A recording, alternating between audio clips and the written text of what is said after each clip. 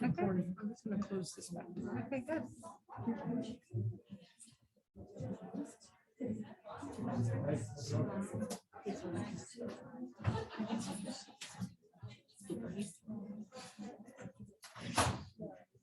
ready to go?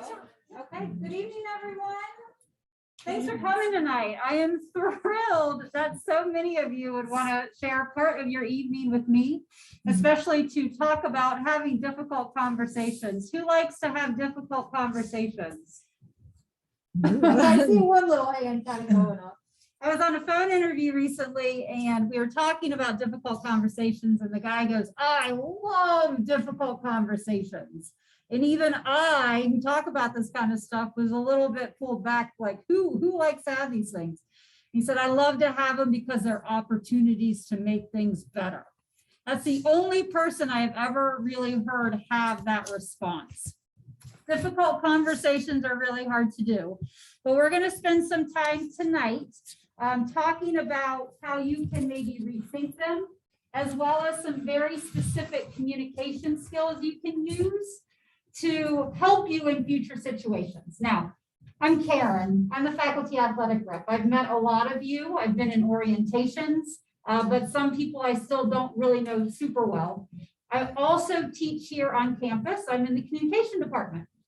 So I've spent a lot of time thinking about how people talk to one another, what makes communication so complicated when I'm saying something that makes total sense to me, but the other person is not picking up on what I'm saying. So you can spend careers thinking about this. And difficult conversations are obviously very important because we have them or avoid them pretty much our entire lives. Now, when I was trying to put this together, the difficult thing about talking about difficult conversations is we can get into psychology, we can get into interpersonal dynamics, we can get into communication. So I wanted to try to make it as focused as possible so you could actually leave with some good skills. And don't worry, I'm not going to call on anyone. I'm not going to make anyone stand up, but I am, if you're willing to participate, that would be great as well. So just kind of enter into this as you want to, if you're comfortable. And if not, you just want to sit back and listen, that's awesome too. But let's go ahead and get started. We all know that conversations are very hard. And it's really no matter who they're with, right? You can have conversations with loved ones, parents, siblings, people you're in a relationship with, coaches, teachers. We see this in the work world. So difficult conversations can be pretty much everywhere, right? And so you might want to start thinking about who are the types of people that you have difficult conversations with or need to have those conversations with. But oftentimes what ends up happening is instead of having the conversation, we avoid them. And you're not alone. There was a 2019 study done that found that 1 in 4 people have put off their scary conversations for about 6 months. 1 in 10 for an entire year. And another 1 in 10 admit to avoiding a conversation for more than 2 years. And sometimes we don't have them at all, right? The relationship ends, relationship dies, we move away, and we never really face it, right? Or we stick with that person or that boss just because we don't want to have the conversation. And there are lots of reasons, right? But a lot of them come down to fear.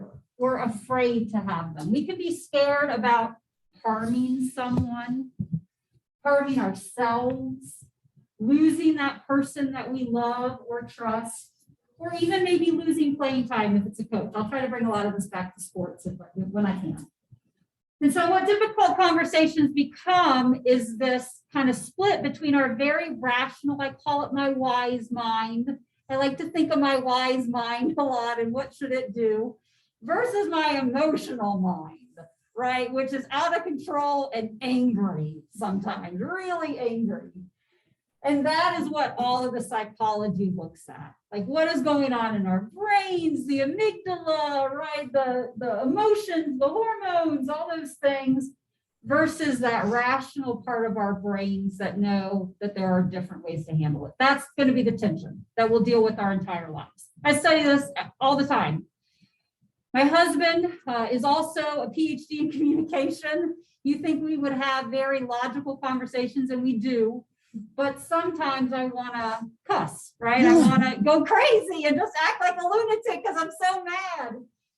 That's when I take a break and go for a ride or go for a run and get my rational mind back. That's the tension that all of this is always going to deal with, and fear. So what are we going to do this evening? We have a couple goals. I thought about these through the pregame, game time, and postgame way to think about it. The pregame is how to think about having those difficult conversations, what you can do to prepare. Game time is when you have to actually have that difficult conversation. What can you do to make it better? And then your postgame is even ways to reflect on it, to think about it. Because if you get through one difficult conversation, guess what's going to eventually happen again? You're going to have another difficult conversation. So it's good to think of it after you get them done and over with. So you can think about what went well, what are some of your strengths, what was something you might not have done, and then you can use those in all your conversations throughout life. So let's get going. You can take out your phone, because I know you don't have a pen and a paper. Some do, that's awesome. But in your notes section or somewhere on your phone, if you want to take a second, and I'm going to give you just a few minutes, because I want you to think about difficult conversations that might be in your life, something you're thinking about right now, something you've been avoiding for 6 months, 1 year, 2 years. And I want you to think through these things, right? And you might have them, you might not, but just let's think about kind of who was that difficult conversation maybe with, do it privately on your phone. What is the issue that you're trying to think through? And then what are your feelings about the conversation? Because there can be a lot of feelings, right? Besides just anxious, stressed, frustrated, paranoid, angry, and more than likely there'll be a couple of those emotions combined. But if you want to take out a phone and just spend a minute, I'll give you 60 seconds. Because one of the best things you can do with difficult conversations is you can start to organize it in your mind. Because once you organize something and you have language, then you're going to be able to act on it. But if it's messy in your mind and you don't know what you're feeling, then it's going to be hard to communicate that. So just take a second and think it through. Write something down on your phone.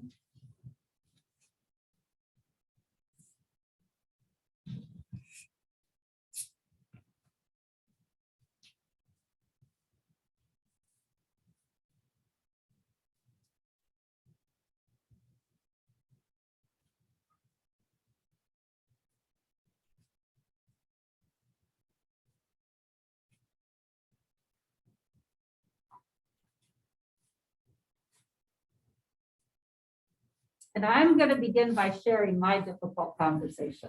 And then if anyone would like to share, you can. So one of the things about difficult conversations is things that are difficult for me might not be difficult for you at all. That's how power works in interpersonal conversations, interpersonal dynamics. We can have something that is very super stressful that matters the world to us, and someone outside is going to look at it and be like, what in the world are you so upset about? But that doesn't take away from how difficult it might be for you, okay? I have a father-in-law who has a 70th birthday coming up and a mother-in-law who has a 70th birthday coming up. They're my husband's parents. And they care about birthdays a lot. And they wanted to have a big birthday party, a joint 70th birthday party, and they wanted our family to come. And we've been traveling all summer. We have busy jobs. We have a child. And we didn't want to pick up in the middle of Christmas time during a pandemic and get on a plane and fly to Florida for a 70th birthday party. And they could not understand why we wouldn't want to do it. And all of a sudden, I got an email from my mother-in-law. We don't understand why you wouldn't want to come.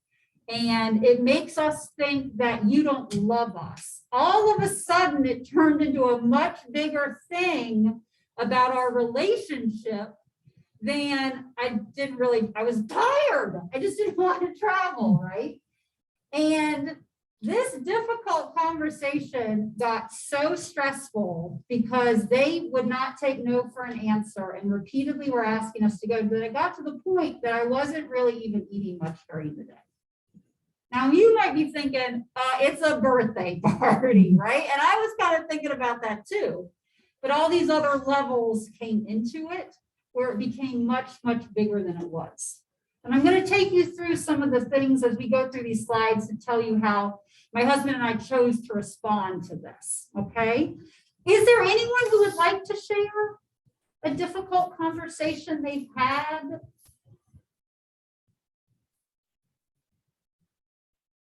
Okay. All right, well, we'll keep going here. Let's talk about pregame. One of the things, and I'll bring in some research that kind of backs up some of this stuff. But when you're thinking about having a difficult conversation, the first thing you need to do is change your mindset. Difficult conversations can be opportunities to improve. Has anyone ever had a difficult conversation and it ended well? Raise your hand up nice and high. Okay, good, right? You're not alone. There's several people. That's an awesome feeling, isn't it? To know that you were able to talk about something and resolve it on some level. Okay, so you got to change your mindset. Difficult conversations can be opportunities for improvement. The next thing is you got to get out of this binary that it's going to be a win or lose situation. This is what creeps into my mind a lot. Or if I bring up and tell people what I want to do, they're not going to like me anymore. Or they're going to be mad at me because I'm not going to the birthday party. All right, get out of the binary that things are winning or losing. Because you can have win-win situations that come out of difficult conversations. They can be beneficial for the other person as well. Okay. And then the last thing is to think positively about these things. That's advice in a lot of different realms of life, but if you can think about these from a more of an opportunistic standpoint, they're going to be things that you still might not want to do, but they're not going to be these things that I can never do this. This is beyond my capability. And the research, you don't have to see this because I'm going to go over it. But Harvard Business Review went over a survey that surveyed about 1,100 people, and this is in the work environment, but it's good information. So some of the things that they asked were, when you go in for a tough conversation, do you prepare for the conversation? Do you acknowledge that there are multiple ways to view a situation? Are you direct and concise? Do you go out of your way to make the other person feel comfortable? Do you concede that you played a role in creating the challenging situation? And then this was, you warn the other person about the conversation. Where we want to be is somewhat likely or very likely. And look at all of the somewhat and very likely. People want to be direct. People want to go out of their way to make the other person feel comfortable. Have you ever done this? Have you ever had someone approach you with a difficult conversation? And you're like, oh, I'm empathetic with you. I understand you. Hopefully, because this is what the summary is. 66% of people said they're likely to go out of their way to make the other person feel comfortable. 66% said they're likely to concede that they played a role in creating an uncomfortable situation. People aren't monsters. Some are, right? Mm-hmm. For the majority of us, people are human beings. And if you come to them with a challenge, more than likely, they're going to respond positively, okay? 81% will acknowledge that there are multiple perspectives. And this is a biggie. A lot of times we want people to agree with us. You don't always need people to agree with us. We just need to make sure that we're being heard. Right? Interesting? Makes sense? I think that's pretty good research. Because if you know that that's what a lot of people think, that, all right, I'm going to assume the worst, and this person is going to yell at me and get mad at me. But in reality, that doesn't happen all the time. Sometimes it might, right? But in reality, people are pretty collaborative when you come into these situations. More than 75% of respondents said they're likely to be direct and concise. So having that good, they're willing to respond. So I want to think about, so if you have a difficult conversation right now or in the future, there are a couple things that you can think through, how you can have your conversation. So when my husband and I had that issue with my in-laws, his parents, my thing was we need to call them, right? We need to talk to them. And the other communication PhD in the house said, I don't want to call them. And I said, okay, how do you want to talk to them? And he said, I want to email. And I said, okay. There are multiple ways that you can have difficult conversations. What works best for you? Are you a letter writer, an email writer? Are you the face-to-face, let's sit down? Because I'm the face-to-face. I can pick up on the tone. I can react to what they're saying. That's what I'm comfortable doing. He's not. He wrote the email. And my father-in-law emailed back. And they were able to get to an eventual resolution. So that's another way to think about it. They don't have to be face-to-face. Face-to-face is good. It's always the best. But it doesn't have to be. You can email and write someone about it if that's what's better for you. Okay, so think about how you're going to do it. Think about when you're going to do it. Okay, you can ask to meet with the person. You can meet in their space. You can meet in your space. You can meet after a practice, before a practice. Think of all of the different wins that exist.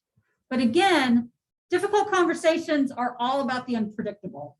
How can you take control and make something a little bit more predictable for you?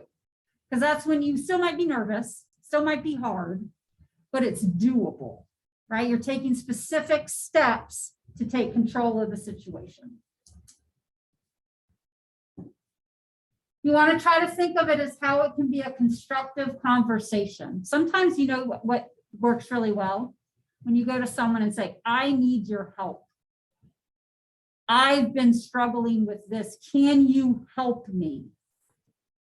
And then most logical, kind, warm people are going to say, oh my gosh, yes, let's talk about this. What's going on? How can you help me? And then it's not like you're making accusations, because that's when things get dicey. You also in the pregame want to write down things you want to accomplish. Sometimes there are things like write down 3 things that you want to accomplish. Sometimes it might just be one thing. But if you write it down, again, it'll help you organize it in your brain. Because what happens in these interpersonal conversations, the other person says something you hadn't thought about, and all of a sudden you're talking about Z when you had gone in to talk about A. And try to manage emotions. This is hard. I'm an emotional person. I cry when I'm angry. I cry when I'm happy. I've been blessed with tears, but it doesn't always work in all situations. So find out if you need to walk away, if you need to email, if you need to calm down, because that's when you can have the most or the best conversations. And breathing, of course, this is a key to a lot in life and anxiety reduction, but making sure that you take some deep breaths. And this is going to help set up kind of ways that you can start to approach it. Any thoughts or questions or anything in this area that made people think of something? Is there a better way to start an email conversation that's going to be hard? I mean, do you want to just keep it to the point? I've had people email me and all of a sudden it's 2 pages of things, you know, so are there some tips about it? Yeah, I'm going to give some tips in how to phrase things that keep it focused. So we'll get to that and then we can still come back. But yeah, we'll get to that. Good. Any other thoughts? Okay, my friends. It's game time. Let's get into the game. When you're ready to sit down and talk to that person, it's always important to acknowledge what the other person might feel, right? So if I'm talking to my father-in-law, I might start by saying, I recognize that this birthday party is very important to you. Because it's always important to feel validated, acknowledged, right? That's all what we all want. Really, when it comes down to it, we all want our feelings validated. And so you can give an olive branch by acknowledging the other person's feelings. Start with that. That's like, I need your help. I can see that this birthday party is very important to you. And then you eventually can get into what you want to say. You can be empathetic. You take their feelings into acknowledgement. Because if you do that, what do you think the other person would do? The same thing, right? You can work together to brainstorm ideas. This is how I'm feeling. This is what I need help with. This is what I think. What do you think? Involve the other person in the problem solution process. You want to listen to the other person just like they should be listening to you. And then these last two items are where we're going to spend the bulk of our time tonight. Use I language instead of you language. If I say, you never come home on time and it drives me crazy. You never talk respectfully to me. You are always such a jerk. Whoa, like you, hold on. There's ways to say the exact same thing, but reframing it into an I statement that makes it way less accusatory, right? And then asking for what you need. This is important. We have to ask what we need. You know, the majority of women in here, I always talk about this. You know who are the best contract negotiators in business? You get offered a job, they give you some crappy salary. And you're like, no, I'll push back and I'll ask you to raise it 10%. Women are the best negotiators when it comes to negotiating salaries. Always negotiate your salary, men and women, but women oftentimes don't. And they are better at it because if they're going to make the ask, they usually provide some really good support to justify the reasoning. We don't say, just give me 10% more because I deserve 10% more. Usually women in those situations say, I have more experience than what the job was asking for. I think that requires me to be towards the upper end of the salary range. So you always need to ask for what you want. And everyone is usually not, oh, you don't get everything you want, but you're going to get more than you ever thought. So asking for what you need, even in difficult conversations, that's a really important thing. So let's work on this a little bit, this you versus I language. So I'm going to go over a couple examples, and then I'll have you maybe talk to a teammate, a friend that might be sitting next to you, and you'll do some of these on your own. But the you is you always leave your mess lying everywhere. First of all, this person is doing a no-no by using you. The second no-no is the always. Whenever we start to use language that is all-encompassing, that feels judgy, and it's oftentimes inaccurate. I feel frustrated when I come home and the house is messy. Same thing, right? But the focus is on the I feel, it tells the person how it makes you feel. People are going to respond better to that. You embarrassed me at dinner the other night like you always do. Words like sometimes, every once in a while, those are going to be better. I felt really embarrassed the other night in front of our friends when this topic came up.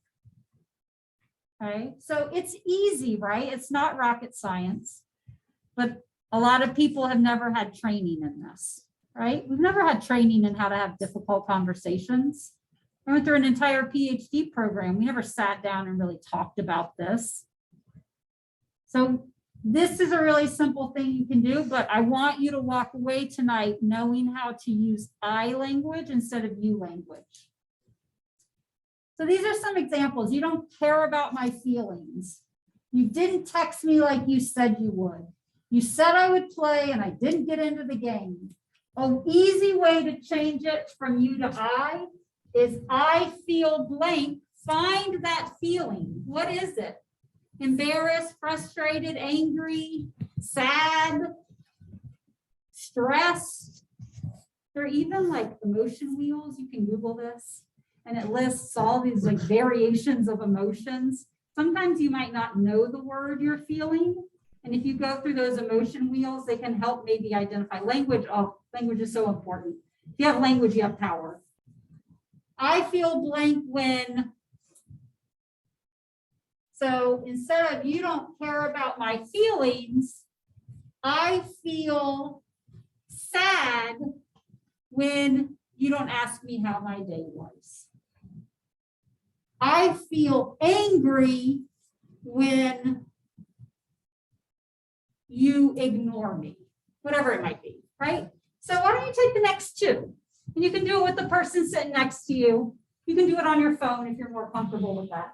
But take a second and see if you can rephrase this using that structure.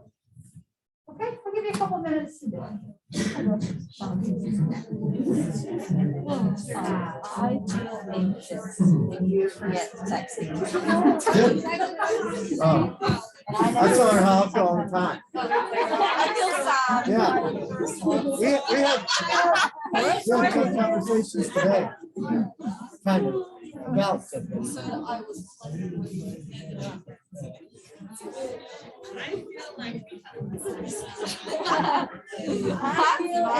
I don't know if she told me, actually, no, her brother. Yeah, I told her. I told her that I knew your brother. Yeah. But then I told him like, here, he's in the back. I guess life. And he's like, yeah, he goes, I learned this great. I've definitely seen it before.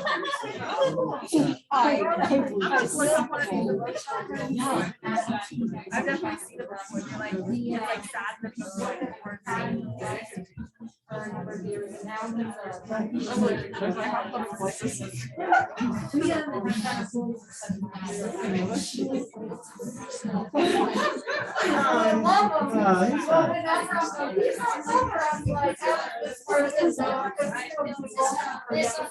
Personality, and that comes out of everything he does. if you're feeling sad. He's at the middle, he's older. Yeah.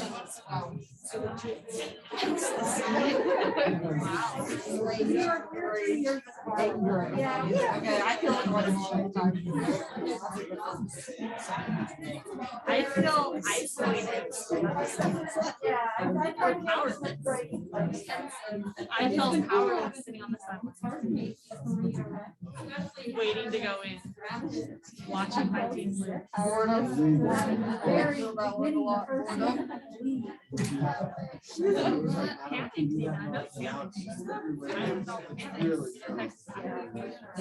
I felt panic waiting for it.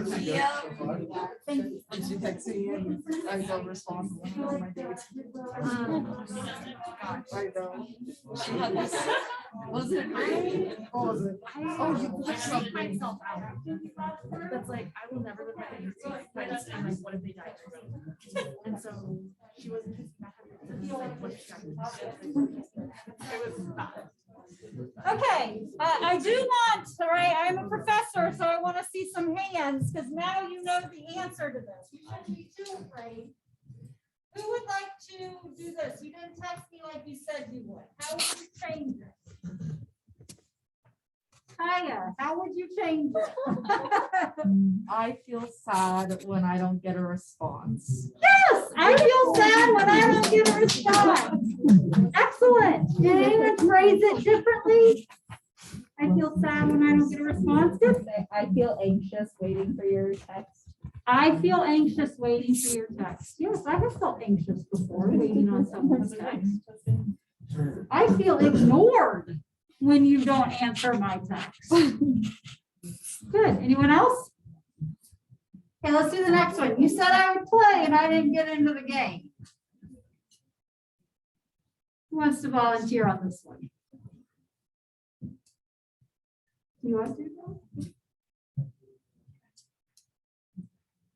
Coach? How could you rephrase this? Coach shouldn't have made that promise, I don't think. Got the poor phrasing on his. Coach messed up. Ty, I'll go back to you. I felt misunderstood when we had our conversation. Good. Is that kind of like what you meant? I was gonna say, I felt embarrassed that I didn't get to play. Okay, good. And notice how, depending on the words you choose, is going to be individual to each person, right? But as long as you're able to identify what that word is and tell the other person, then that other person has something to work with, right? Because the other person might not have any idea. I don't always text people back because I'm busy, right? It's not because I'm like ignoring the person.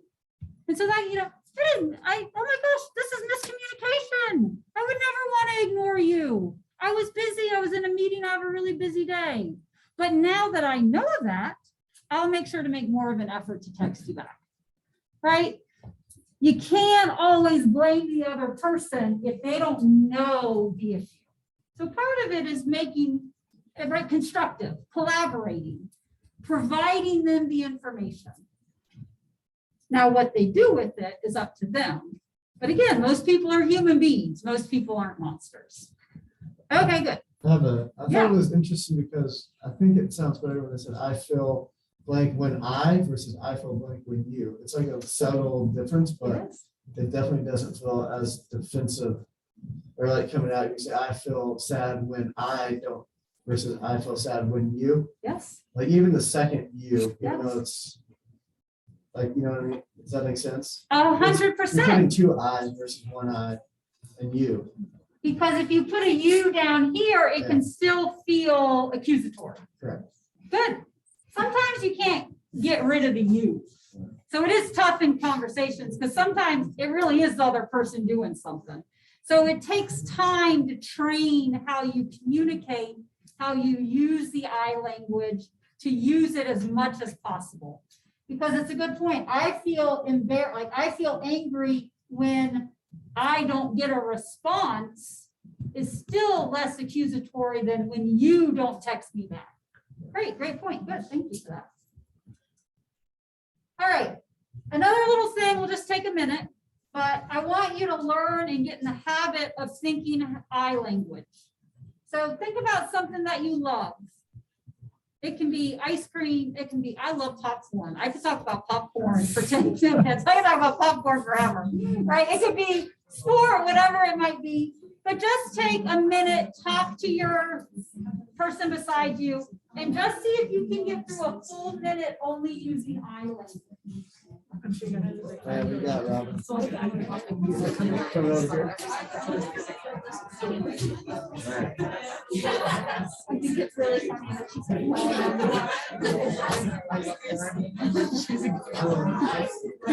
like you. I think I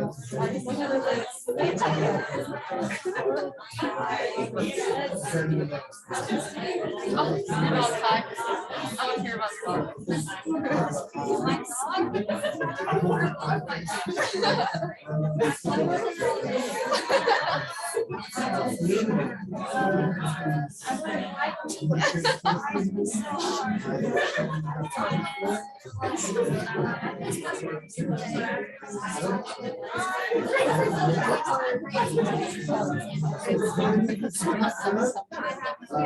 Because you're talking about what you love, and then I feel like when you're having a hard conversation, you're upset because of something you did, so you're trying to put the blame on somebody else. You know what I'm saying?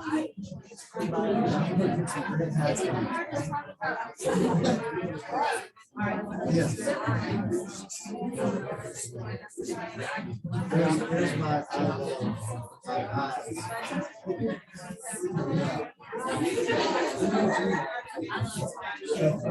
What do you really love?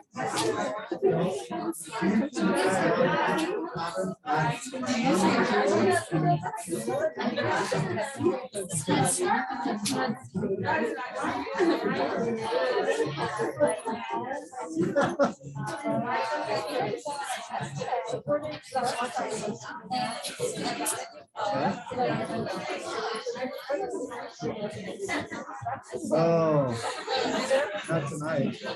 Maybe another night, Tuesday. Oh, they just came off that good game too.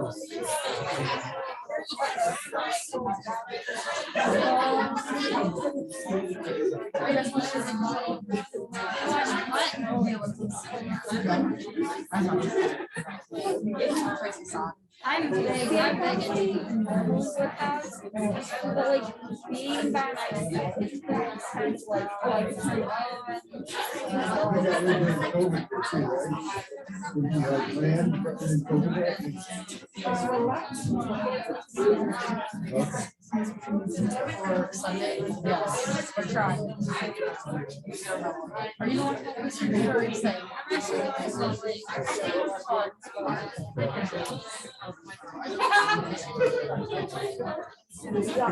tough for a coach, especially with family. Stress. Okay, I'll give you about 10 seconds to wrap it up.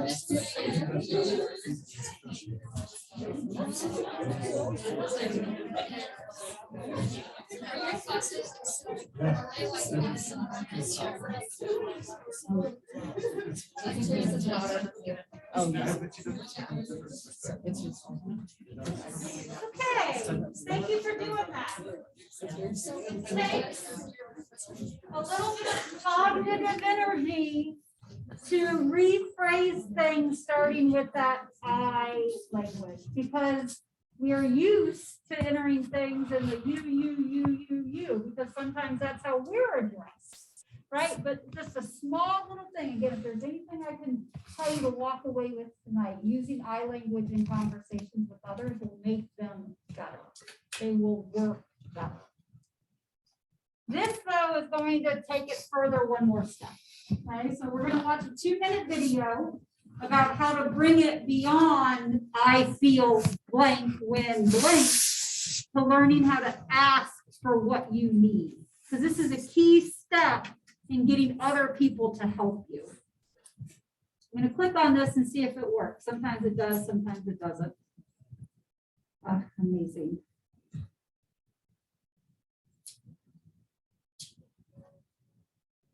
Okay.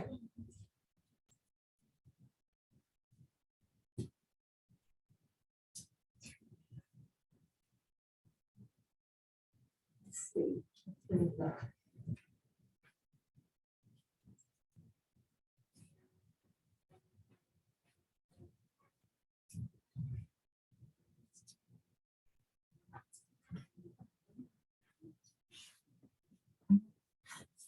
It would be so much easier. Give me 1 second here. Is it attached to this? What feeds this? There. If it wasn't for those other people. Thank you. You can hear that? Yes. Good, thanks. Perfect. Yeah, thank you, Rob.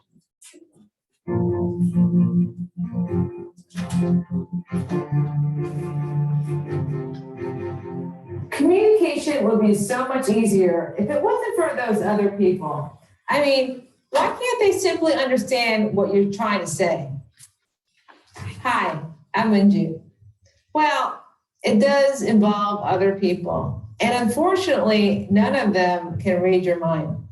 So it's really up to you to better communicate your feelings and your needs in a way that's both effective and easy to understand.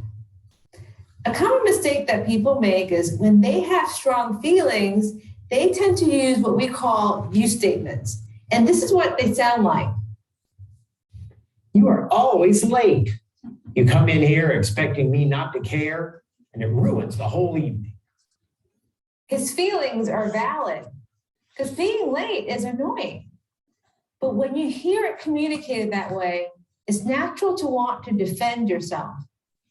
And when the communication becomes about attacking and defending, the conversation is over. At that point, it's just yelling. Instead, I recommend what we call I statements. And it sounds like this. I feel blank when you blank. Because blank. I would like blank. And it sounds like this. I feel annoyed when you are late so often because it seems like I'm not important. I would like you to be more punctual. And it's saying the same thing. It's all about his feelings, and it's less likely to spark defensiveness. And it's impossible to argue with. You can't tell somebody they don't feel what they feel. But when you use an I statement instead of a you statement, it's more likely to spark a conversation rather than a confrontation. Oh, another idea is that they don't have to be all negative statements. For example, I feel excited when I share these ideas because they really work. I would like for you to start using I statements today. And I know you will. Thanks for watching the video. We hope you enjoyed it. We had a lot of fun. Okay, so it's taking it one step further, right? It's gonna turn it from expressing your feelings to asking for what you need. Okay, so when I had that conversation and my husband was emailing, we thought through, oh my, what are we gonna put in the content of this email? And it was basically, we need to be able to say no and not feel like we're being bad children. We were just asking for the right to say no every once in a while if we didn't want to travel. It's not a ridiculous request. You can't travel to the East Coast all the time. But they didn't know that. And you know what they came back with? That's a very reasonable request. And so in the end, it was a really good email conversation back and forth where they were able to know what our feelings were. And we tried to do it in a very kind manner, okay? But this is the next step. I feel blank when blank because I would like. It's a way to take it to the next step. So thinking back to the beginning when you were thinking maybe of a difficult conversation you needed to have or you'd been avoiding, I want you to think through for a second and see if you can put this kind of format to what you're feeling about that conversation. Would it help if we talked about, I don't quite know how to handle it. I'm sure you guys don't want to talk about difficult conversations, but I also know you guys know each other on some level. Do you want to spend a minute or two kind of talking through this with the person next to you? I'm going to say yes. And if you don't want to, then just talk about something else. But I would like for you to think about a difficult conversation and then see if you can kind of work this in just for one sentence to see if you can help organize what you're feeling and what you need to ask for. Okay, I'll give you a couple of minutes to do this. And again, I would like for you to use this if you do have a difficult conversation. But if not, just talk for a couple of minutes. Okay. I got it. All right. I feel frustrated when you guys always ask me if I can eat somewhere because I know I can eat somewhere and I would like to stop. Okay, hold on. That's good to know. That's actually really good to know.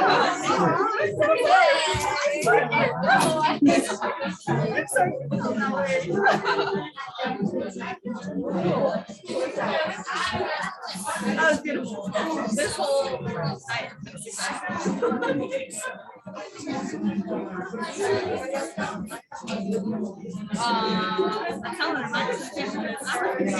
This one's kind of general, I guess, but well, it was really targeted at one person. But thinking about it now,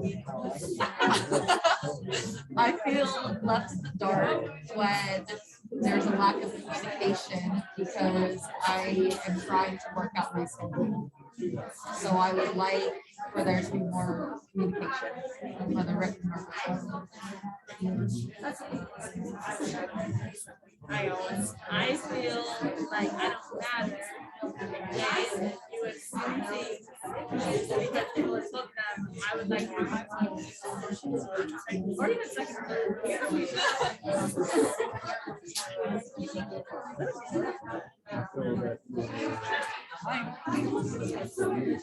I mean, they have to dance. Yeah, let's hear it. Maybe it'll help.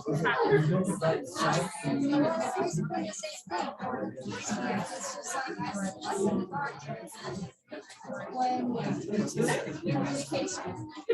Or when things are being communicated to one person,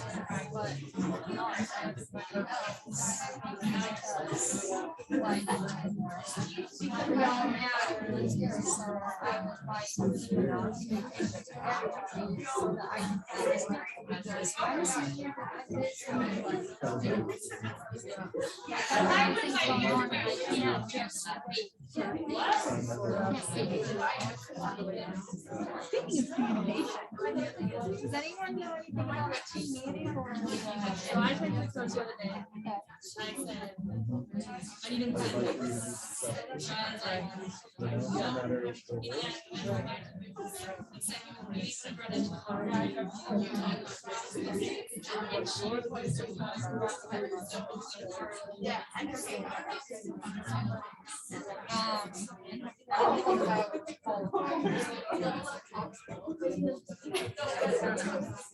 I know, because I want to go down and see my niece.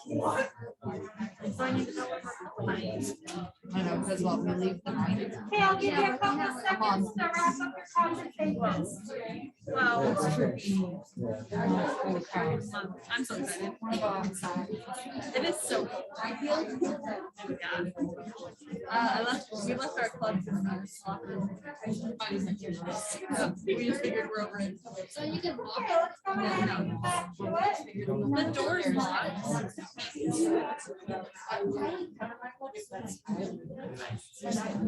Okay, hopefully you are able to maybe think through a sentence to help organize your thoughts around something that's somewhat difficult. I also like, as a side note, how the woman pointed out, this can be used if you have healthy relationships and things are going really well. Just doesn't have to focus on negative, right? I feel happy when you hold my hand because it makes me feel wanted. I would like you to hold my hand more. Right, those small little things can also be used to encourage positive things that you like in your life. All right, once you've had those difficult conversations, these are things to also consider. You want to thank the person for having that conversation with you. Not all people will agree, will maybe want to help, but if there were some things that were positive that came out of the conversation, you can focus on those. Sometimes people, there's all kinds of research that shows how writing about things is really powerful. A lot of times when we get angry with other people, it's because we don't feel like we're heard. And so sometimes you go to a friend and you vent because you've got to get it out. And they find that people that talk about things feel so much better once they talk about it. So writing about it is another way. Right? So you can write about the experience that you had to help you process it. You can also try to move forward from it. You had the conversation, you were heard. Maybe the person listened to you, maybe they didn't, but you can find some kind of happiness or solace in the fact that you had the conversation, you moved beyond it. You might want to provide the person some space. Focus on building the long-term kind of conversation, relationship with the person. And then this is where you go back to the pregame, thinking of kind of like a cyclical thing. You use things that went well in your future situations, right? So I have learned that when I talk to my husband and I say, this makes me angry because I need you to do this, it pretty much always goes well. Which blows my mind, right? So when I got the positive feedback, I'm like, oh my gosh, I'm going to use this thing again because it really does work. And then you've got to practice. So there's a lot of articles and things I've read in order to prepare for this.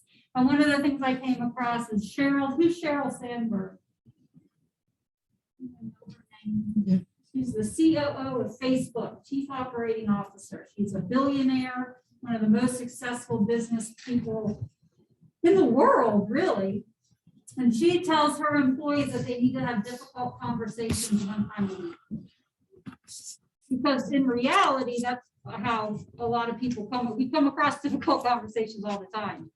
If you're not having them, she would probably argue that you're not really doing your job or you're avoiding things. So it's really good to get into that practice mentality of when can you use these skills, sometimes in less emotional conversations, sometimes more emotional conversations. But the more you do it, the better and more confident you'll get. The more you avoid, you're not really going to be improving. And again, these are skills that can help you your entire life. They can help you talk to teammates. They can help you talk to coaches. But in reality, most of you will leave. You'll have long-term relationships. You'll have bosses. Oh, bosses, right? They are always there. Some are awesome. Some are awful. But if you have these skills, you're going to be more prepared to succeed in your relationships. All right, that's kind of all I've got. So we can open it up to any questions, things I didn't go over, things that people want to ask, need advice on. These are some other things that we can kind of think through. Have you had difficult conversations that have gone well? And I think it's important to hear about those experiences where, you know, it doesn't, we think it's going to go bad, but in reality, it doesn't. Is there anyone who would like to share an experience where they had a difficult conversation and it went well? Great. I don't have a specific example, but I think it always goes well because it's more important. If you feel like you have something you need to say or ask, then you should do that. Yeah. And then as long as both parties have the same goal in mind, then only good things are going to happen because of that. Right. So on teams, the goal is to usually win, right? So it's easy on a team because you almost always have the same goal. But even in friendships, relationships, right? We want to get along. We want to enjoy our day. We don't want to be fighting all the time, right? Thinking to the larger, what is the mutual goal that we share? Yeah. Anyone else on this one?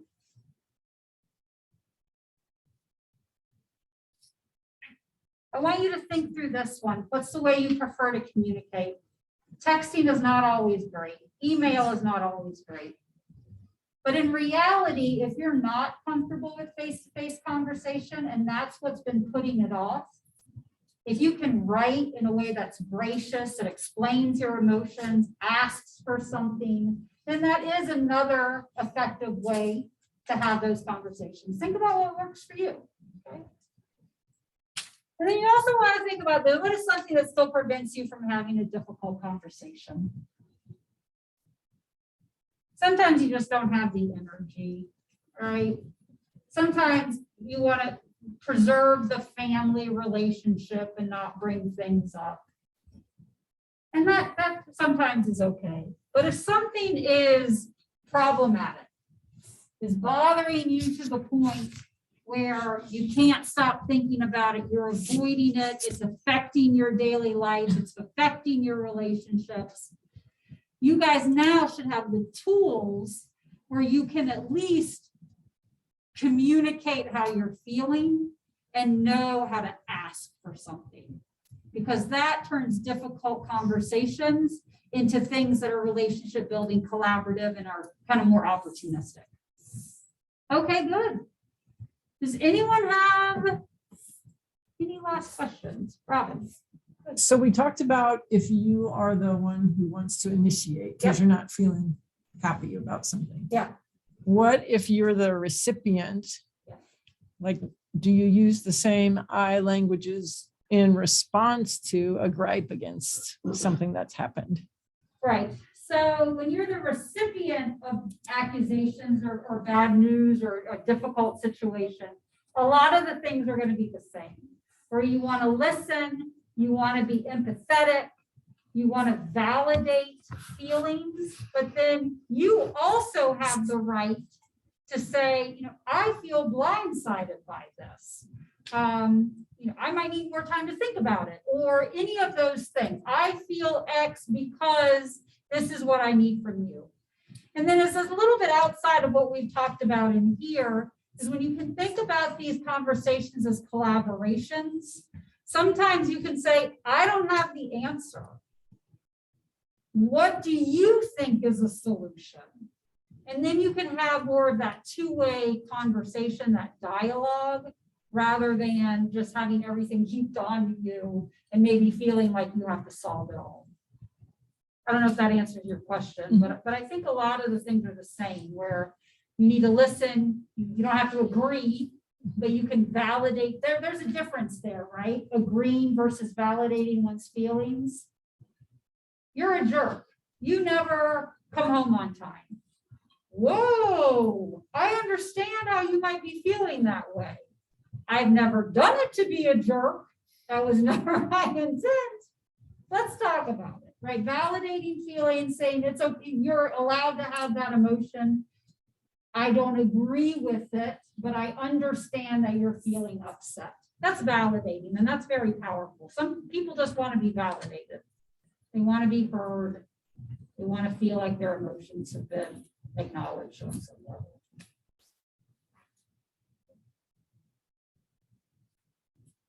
Anything else, my friends? Do you feel like we use you statements instead of I statements because we want to deflect the blame, or we don't want to take ownership for negative feelings? I don't know. I mean, I think that's a little in psychology, so I don't know the answer, but it sounds very logical to me. I also think that's just kind of communication wise, how we've all grown up to talk to one another. And it's harder to do I language. It's easier to do you language. So when you're a kid, you learn the scripts. You did this. You're bothering me. You're driving me crazy. You stole my toy. So we create this lower level, easier way of communicating. And if you haven't been trained to turn that around into a little bit of a higher level cognitive process, then you're just going to rely on the things that you learned when you were 4 years old and how you talked, and we just carry that into our adult lives. But there are those simple steps for just changing small little things that can really empower you to have more successful conversations. Do you have like any advice on, because I struggle when I'm going into a difficult conversation, my anxiety is like through the roof. Like I just can't, sometimes I can't even like have a conversation because I just have so much anxiety. So do you have any recommendations? Yeah, I have a lot. You know, there's different, I'm an academic, so there's different theories on anxiety. Some anxiety can be so bad, it's detrimental. Some anxiety can help you. So there's actually a lot of research in sports studies. You ever gone and you had to play an opponent and they were terrible, and you're like, oh my gosh, we're totally going to beat this team, and then you go out there and you lose because you were so comfortable, you didn't prepare well. A lot of anxiety, now there's a number of reasons for anxiety, but if you look at it from a preparation standpoint, there are things that you can do to hopefully reduce that anxiety to a level that you can go in and have that conversation. So you probably have taken a really difficult class. You had a test. You're like, oh my God, I am not prepared for this test. I'm going to fail. I'm not going to do well. But then maybe there have been times where you're like, oh my, I have studied so much for this test. I can't think of one question they could ask that I won't know. I am so ready. You have no anxiety because you prepared. So I think a lot of it comes down to how are you going to prepare for that difficult conversation? If you write down, if you fill out the I feel blank when you do this because, if you're able to prepare a little bit and even go in with a sheet, something to help you. I write down things because it organizes them for me. And if they're organized, then I'm going to feel more confident. And so that's what I would recommend is you use some of those pre-game strategies where All right, first of all, I need to know what the emotion is I'm feeling. I need to know what I'm gonna ask for. I'm gonna write some things down, and then I'm gonna come from a place of kindness. This is hard for me to have this conversation, but I care about you, I care about my team, I care whatever, and I feel like I need to have it. And so also sometimes you can come from a place where you're asking for help. And again, most people are going to really respond to that. So I think it's just the preparation. Does that sound too simplistic, or does that sound like? No, that's good, because Yeah. like looking back on the difficult conversations that I've had, I didn't prepare. So I think that's a good key. Yeah, you can't do these things off the fly, right? I mean, I guess you have that one statement you kind of can, but if it's a more complex, difficult conversation, write it down. Good. So I guess kind of building off of that, like a lot of the times I go into a difficult conversation and I have like all of my notes. And I feel so You're prepared. And then it's like I get thrown a curveball. And I don't know like if there's things that can help in that situation where it like takes a turn. Like, do you say, give me 5 minutes to write my emotions down? Like, how do you deal with that? I think it takes some training to, right? So like, you're never on time. Well, you never take the garbage out, right? Now we're talking about garbage when we were talking about someone never going on time. That happens naturally in conversations. And so a trick or something you can write down on your piece of paper with a star beside it is, I would be happy to talk about that, but right now I want to talk about this. So you have to make an effort to keep it focused, because otherwise the other person might be bringing you out on these other kind of emotional curveballs. But think of how much in control you can be. It's like the most awesome, empowering feeling. Like, yes, we can talk about the garbage later, but listen, I really want to talk about this. And then the other person gets the message. So I think that's probably something that could help trying to stay focused on it. You guys have been great. I'm really so thankful that you came. And I hope you do know that how passionate I am about this, that life can be awful. Life can be really, really hard and stressful, and especially going through everything that you all go through in a pandemic is probably more than I could probably have handled. But coming tonight and also just learning a couple of things, I versus you, and learning how to ask for something can really help you. You might not have perfect, I still have blow-ups with people in my life, right? It doesn't always go perfectly, but the majority of the time it does. And in the end, when we're able to talk about something and make progress, that's the most rewarding thing in the world. And if you ever do get into a situation where it's yelling and it's out of control and you've lost your notes, say, let's take a break. I can't talk, we're not in the right mood to talk about this. And then readdress it when the emotions have calmed down. It's something you work on for your entire life. But these really are the beginning steps to help those conversations go better. All right, thanks everyone. And I can email out these PowerPoint slides if anyone wants them. I'm happy to do that. Thanks.